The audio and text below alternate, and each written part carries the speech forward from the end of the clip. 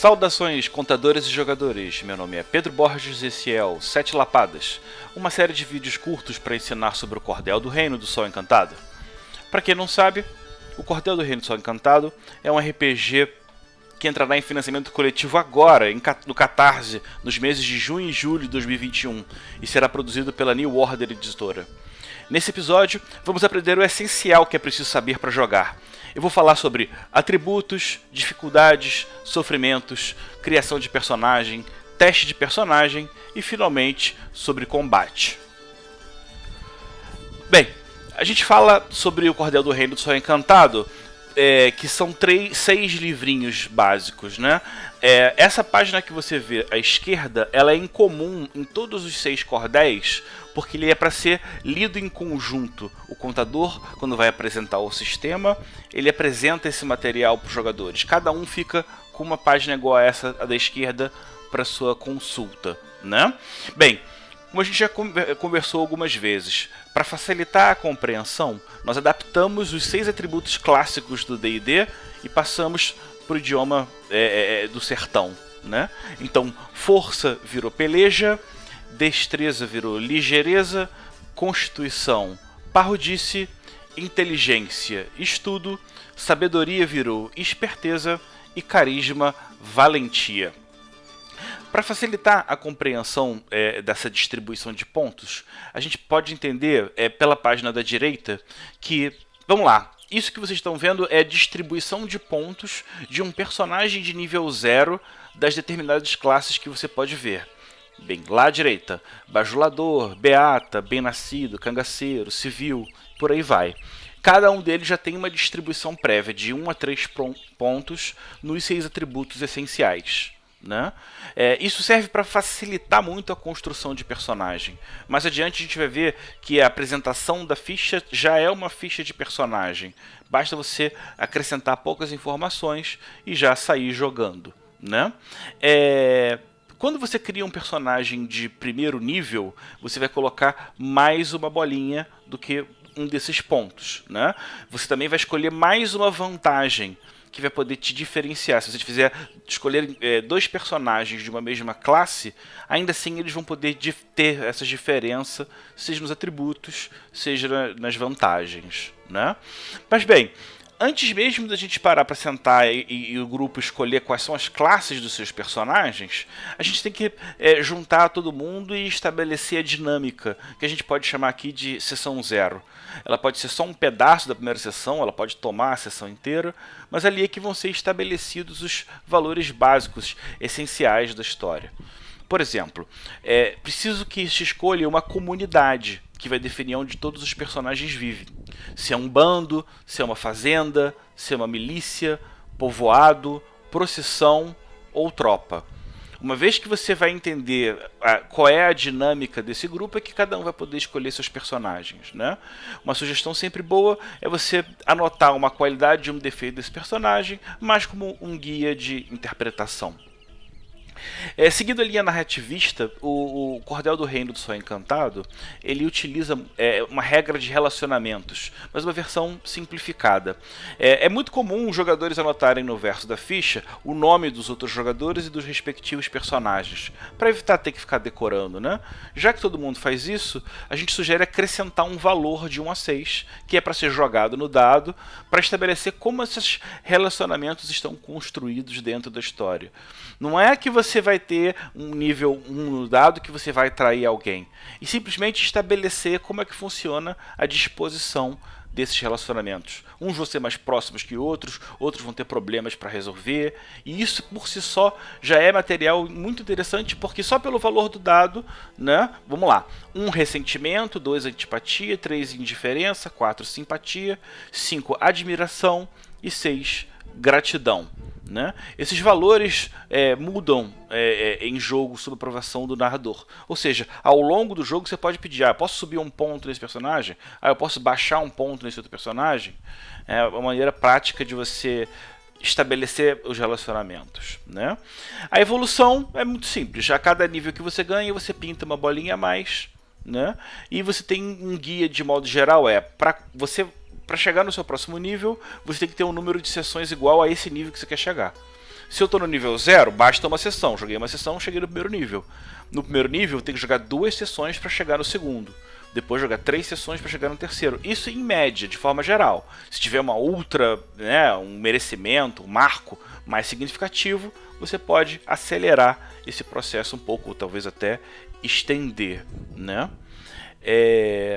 Mas bem, vamos voltar aqui para o básico dos atributos, né? O valor que cada personagem tem, as bolinhas que você tem em cada atributo, ela está associada a esses valores aqui, ó. Lascado 1, medíocre 2, ajeitado 3, porreta 4, arretado 5 e do outro mundo 6. Isso quer dizer simplesmente o número de dados que você vai jogar. Se eu tenho um cangaceiro que tem peleja 2, quer dizer que na hora de brigar com alguém, eu vou jogar 2 dados. Né? Um jagunço pelejando, pelo contrário, vai jogar 3 dados. Ou um doutor vai jogar um dado só. Né? É justamente essa discrepância das habilidades que vai fazer com que o corte cultural se prevaleça dentro da classe. Né? Bem, sabendo que já os valores dos atributos dos seus personagens, cada teste você vai ter uma dificuldade diferente. Ele pode te dar dados se for muito fácil, ou te pode tirar sucessos se for mais difícil. Como você pode ver ali em dificuldades. Né? Essencialmente, um rolamento é muito simples. 4, 5 ou 6 é sucesso, 1, 2, 3 não é sucesso. Mas, se você tirou um 6, você não só ganha um sucesso, como você joga um dado a mais. Vamos fazer um exemplo aqui. Eu vou jogar o valor de 3 dados. Olha, 4, 1 e 5. Isso quer dizer que eu tive 2 sucessos. Um do 4 e um do 5. Digamos que eu esteja fazendo um teste muito difícil, com menos 2 sucessos. Eu vou jogar, por exemplo, 4 dados com menos 2 sucessos. Puta, ó, que virada, hein? O 6 jogou mais dado, que explosão maravilhosa! Eu tive aqui, ó, 1, 2, 3, 4, 5, 6 sucessos. Mas como a minha dificuldade me tirava 2 sucessos originalmente, isso quer dizer que eu acabei ficando com 4 sucessos. Que beleza, hein? Que coisa boa. Nem tô acreditando. Aí, bem, você já tem então essa noção de como funciona, né? Você ter um dado só é muito ruim, porque você só tem 1, 4, 5, 6 ali para poder acumular sucessos. Você só tem êxito se você tiver pelo menos um sucesso. Você até pode tirar mais sucessos e, em função disso, combinar com o mestre algum efeito adicional, né? Inclusive, você pode estabelecer um sucesso parcial se você tirar só um sucesso.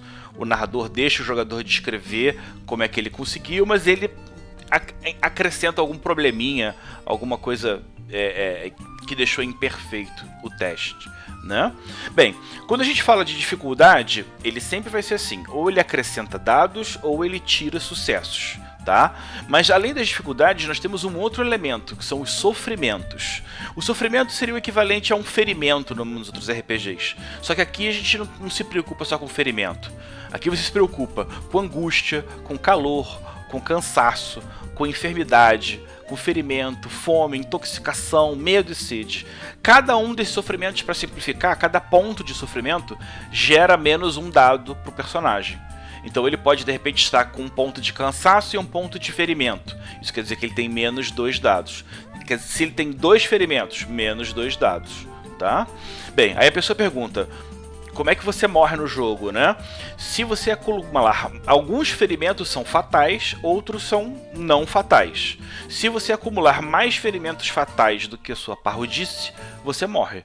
Se você ultrapassar sua parrudice com vários pontos de sofrimento, mas que ali existam alguns que não são letais, esse personagem desmaia, tá? Para acordar depois, talvez, sem um ou outro desses sofrimentos mais temporários, né? O que a gente não pode tirar do jogo, que o cuidado que o mestre sempre tem que ter. Acima de tudo, quem pede teste é o contador, não é o jogador. Então o jogador vai dizer o que o personagem dele gostaria de fazer, e aí a partir da ficha o contador pode pedir um teste. Para isso você vai precisar saber o valor, a dificuldade, e aí nesse aspecto da dificuldade, dependendo da classe, você pode ter um facilitador ou um dificultador a critério do contador, né? E você ainda pode ter uma penalidade de dados, que é o que vai tirar os seus sucessos, tá? Então, lembrando, 4, 5 ou 6 é sucesso, 6 é sucesso, e você joga mais um dado, o que pode explodir e acontecer de diversas formas, né? Perfeito, vamos seguir então para a próxima parte. Vamos para as fichas, tá? As fichas elas são bastante simples e são feitas para serem assim, tá? Você vai anotar o seu nível, a sua alcunha, vai colocar uma bolinha dependendo do seu nível, tá? E você, do primeiro nível e também dos níveis 3, 6, 9, 12 e assim por diante, vai escolher uma vantagem adicional, que vai diferenciar ele de outros personagens da mesma classe, tá? Um cuidado muito grande na hora de você desenvolver os pontos de atributo, tá? Como você ganha uma bolinha por nível, a tendência dos jogadores é quererem colocar tudo em um só atributo. E isso não pode. Você só pode colocar uma bolinha num atributo que você não tenha colocado ponto das últimas 3 vezes. Ou seja, você só pode colocar de 4 em 4 níveis as bolinhas quando você está focado em alguma coisa. Por exemplo, digamos que a gente vai fazer uma beata e ela quer focar tudo na valentia dela. Ela já tem valentia 3. Se eu acrescentar no primeiro nível a valentia dela vira 4, no nível 5 a valentia dela vira 5 e no nível 9 a valentia vira 6. No meio desse caminho é importante que você distribua nos outros atributos, né? É necessário ver uma diversidade. Não é muito fácil é muito difícil você ter um 5 ou um 6, né? E, bem, aí com essas duas fichas você já consegue perceber as diferenças, né? Digamos que você queira inventar uma classe para você. É muito simples, é só você criar uma pré-distribuição dos atributos de 1 a 3, sendo que no máximo você tenha 12 pontos. Conta lá, o cangaceiro e a beata, eles têm um total de 12 bolinhas pintadas cada um deles, né? Depois disso é só pensar em 3 vantagens para uma classe e uma desvantagem. A criação das classes, e aqui eu até vou apresentar já o jagunço e a bem-nascida, elas servem para você inserir um recorte social para você entender melhor sobre a classe. O lindo desse jogo é que ele vai ensinar quem jogar sobre como funciona o universo do sertão. Por quê? Porque em elementos lúdicos de game design são apresentados elementos culturais que fazem com que os jogadores entendam melhor como funcionam cada um desses tipos de personagens, né? Vale notar que tanto a jagunça quanto a bem-nascida, eles também têm 1 a 3 pontos distribuídos e no máximo e com 12 pontos no total deles todos, né? Perceba que o jagunço ele é mais tosco, ele é mais voltado para o combate, a bem-nascida tem uma relação maior com o estudo e a vantagem dela por ser, né, provavelmente uma filha de um coronel, de uma família poderosa, né? Cada um dos jogadores vai poder escolher a sua própria classe entre as classes que lhe forem permitidas, né? Um dos cordéis é exatamente para isso, para apresentar as 14 opções, né? Ainda tem um arquivo digital a mais, se o financiamento básico bater, que vão ser oferecidos mais 14 personagens. Então vão ser inicialmente 28 classes disponíveis para os jogadores, mais 14 classes exclusivas do contador, né? Bem, vamos entrar agora na parte do combate, que é o último ponto para você entender o básico, né? Os testes resolvem as ações, a inserção social da classe pode afetar um pouco, né? Mas o combate ele tem uma simplificação linda. Como funciona? Cada combatente num turno ele vai declarar a intenção, o que ele quer fazer. Não quer dizer que ele vai conseguir, né? E cada jogador envolvido no combate vai fazer um único teste. Tá? Esse teste vai funcionar ao mesmo tempo como iniciativa, para ver se você vai acertar o alvo, se ele tirar a mesma quantidade de sucessos que o alvo. Se você conseguiu, você causou um ferimento. Simples assim. Se você tirar 3 sucessos a mais ainda que o alvo, aí você pode causar 2 ferimentos. E por assim vai, com 6 sucessos a mais, 3 ferimentos, né? Até matar um coitado de uma vez só. O contador ele tem que prestar muita atenção, primeiro, nos modificadores, que vão se valer em cima das ações escolhidas. Aqui é simples. Se vai bater com corpo a corpo é peleja, se vai bater com arma de distância é com ligeireza, se você vai fazer uma esquiva é só ligeireza, e recarregar ou se render são ações especiais, né? Mais um pouquinho a gente explica adiante. O atacante ele sempre precisa escolher um alvo que esteja dentro do alcance da arma. Não adianta ele tentar escolher atacar, dar um golpe com uma faca a um oponente que está a 3 metros de distância dele. Então esse controle da distância ele também é importante. Assim como também são importantes os modificadores que você consegue ver aí na esquerda. Tá? As distâncias elas são simplificadas aqui, né? A gente simplesmente estabelece colado, próximo, perto, longe e distante. Se você quiser uma coisa mais específica, você entende que o próximo são poucos metros, o perto são muitos metros, longe dezenas de metros e distante centenas de metros. Para cada arma de fogo, você vai ter uma distância máxima que você pode atirar, né? Que é a primeira informação que você tem aqui entre parênteses. Além disso, você tem a munição de tiros que você pode dar, sendo que nessa regra você só pode dar um tiro por turno, e quantos turnos leva para você recarregar uma arma, porque isso pode ser um problema, tá? Quando você... Vamos simular um turno de combate, né? Você tem um jogador que vai dar um tiro num personagem que está só fugindo. O cara que está atirando vai jogar a ligeireza dele e o cara que está tentando escapar também vai jogar a ligeireza dele. Vamos pensar em dois personagens iguais de nível 3, né? O que vai atirar. Ó, 2, 1, 2. Quer dizer que ele não conseguiu nenhum sucesso.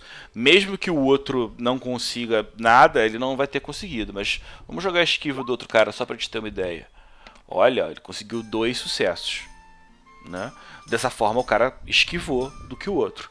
Se você tiver num combate com muitas pessoas, lembre-se que vai agir como uma iniciativa. Agiu primeiro quem acumulou mais sucessos. Então vamos lá, um rolamento de combate ele tem 3 valores ao mesmo tempo. Ele serve como iniciativa para ver se acerta o alvo e a dificuldade dos outros acertarem você.